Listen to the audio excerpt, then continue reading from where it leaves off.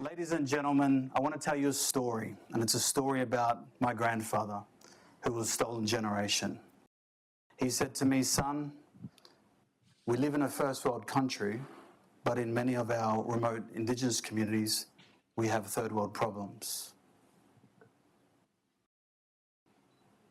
He had a tough life, but he was a man filled with hope and filled with love. And he said to me, "Son, the best way that you can honour your elders who endured so much so that not only can you survive but thrive is to take advantage and make the best of your life, because you now live in a time when there's unprecedented opportunities for you to make an impact in your community, not just for you and your children, but for your children's children." And he was talking about intergenerational change. And those words really landed with me. My name's Levi-Joel Tamou from Kuku-Yalanji Nation. Wandara Bamanalpal, that's hello and welcome in our language of Kuku-Yimidia. To all you mob on the live streaming, I'm not sure whether you're in that camera or that camera. Wherever you are, thanks for being here. Our mission is to end the food crisis in First Nation communities within our lifetime. Because, and if we can go to the first slide, these are some of the prices that are in remote communities. These photos are taken from communities throughout the Cape, up in far north Queensland. If you were to Google some of these items, you would most likely find that they're 1/3 of the price down the road. Because of this, 2 out of 3 families face food insecurity on a weekly basis. Now, we do 3 things, okay? Number 1, we cook and deliver healthy, free meals at scale to 10 communities from Arakoon to Lismore in partnership with the Southern Hemisphere's largest charity kitchen. We're doing about 200,000 meals per year, and we've got capacity to double that. Number 2, we deliver nutritional-based education programs in growing and cooking food. And number 3, we establish remote food hubs. In the process of all this, we decided and we recognised that in order for us as a micro-organisation to change the way in which we operate in this space, to change the role we play, we needed to ask better questions. Better questions that would enable us to not just support the communities that we're currently supporting, but our end game and audacious goal of supporting every single one of the 1,139 communities in our nation who experience food insecurity. That's a big ask for us. We're a micro-organisation. We can't do it alone. But that led to us asking some better questions. Better questions like, how are we going to do this? Who can we get involved?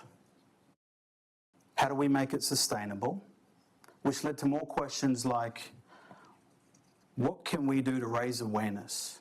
What can we do or make to sell at scale something that's repeatable and something that's easy for corporate organisations to get behind? So the answer we came up with, ladies and gentlemen, give a big round of applause for Love Ya Corporate Catering. Come on. Quick quiz, and raise your hands if you've ever ordered from Uber Eats. Okay, most of the room, you guys are going to get it. Love Ya is an Uber Eats meets social impact food platform for corporates and governments who require eating good food at work. So here's how it works. You'll have a wide variety of your favourite local restaurants in every capital city. You will have food options for every occasion, taste and budget. And number 3, my favourite, is you will enable some social impact with our Buy a Meal, Give a Meal program. So If I may just refer to my notes. Our business model is very straightforward. We'll take a 20% commission on all orders.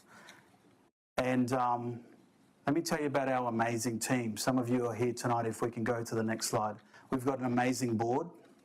We've got an amazing team. We've also got an amazing group of large organisations who's backing our work. So earlier this year, we became Supply Nation certified, and we soft launched at an Indigenous business trade show in Brisbane, where we identified 242 organisations who have catering needs, who have specific Indigenous procurement targets. We've got 10 organisations who are happy to work with us while we finish the coding and do some live testing. 2 out of those organisations said, Levi, when you're ready and you've got things ready to go, we will mandate that all food purchased at work will go through the Love Ya app. Now, I didn't solicit that, but I've got a suspicion there's a lot of organisations who want to join the fight to end the food crisis in our lifetime just by doing something that they already do. Now listen, here's a confession, right?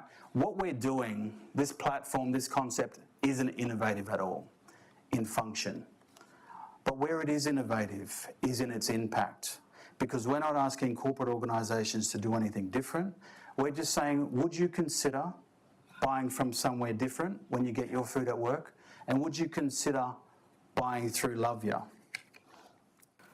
So I'm here tonight. Here comes a big ask, bro. I'm here asking to raise $30,000 so our team can finish the coding for the web app, onboard customers and suppliers so we can launch strong this next coming year. The social impact on return will enable Love Ya to generate revenue that's going to unlock impact. And let me take you through it. When we earn $500 through Love Ya, we can cook and deliver an additional 5,000 meals. When we earn $2,000 through Love Ya, we can put on a cooking workshop for 40 people. And when we earn $30K, we can establish another remote food hub. So, I've got one last little sneaky pledge, little ask I'm going to sneak in here. That is, if we can reach 50K, we'll be able to implement our go-to-market strategy so we can really make some noise next year at our launch.